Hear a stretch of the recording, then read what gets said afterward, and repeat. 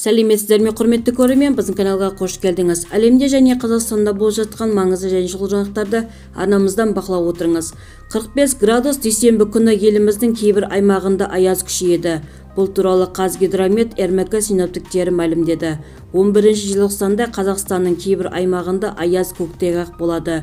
Жаңбыр қар жауатынында болжанды деп хабарлайды Айқын.кз. Маңғыстау облысының батысында, оңтүстігінде, солтүстік-шығысында көктайғақ, жаяу бұрқасын, солтүстік-шығыстан жел соғады.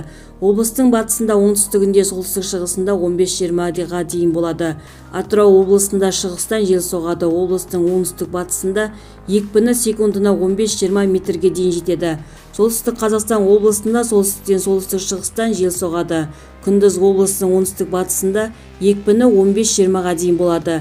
Түнде облыстың басым бөлігінде -40-41 градус, облыстың солтүстігінде -45 градусқа дейін аяз болады. Жетісу облыстың таулы аудандарында көп мөлшерде қар жауады, облыстың таулы аудандарында тұман түседі. Солтүстік-шығыстан жел соғады, Алакөл көлдері ауданында күндіз екпіні 15-20-ға дейін болады. Ақмола облысының солтүстігінде, шығысында жаяу бұрқасын, солтүстік-шығыстан жел соғады, күндіз облыстың оңтүстігінде, шығысында екпіні 15-20-ға дейін болады.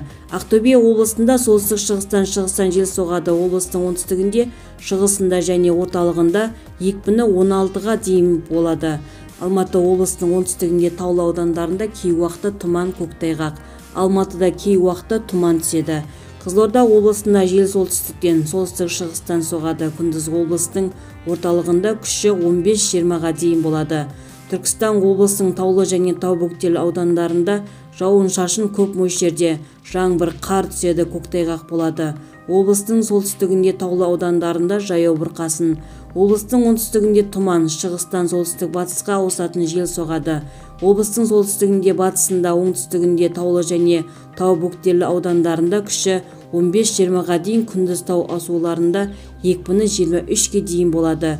Шымкентте таңертең және күндіз жауын-шашын, жаңбыр, қар мол түседі, көктайғақ болады, шығыстан солтүстік-батысқа ауысатын жел соғады. Екпіні секундына 15-20 метрге дейін жетеді. Қостанай облысының солтүстігінде, шығысында тұман түседі. Солтүстіктен солтүстік-шығыстан жел соғады, күндіз облыстың оңтүстігінде, шығысында екпіні 15-20 метрге дейін болады.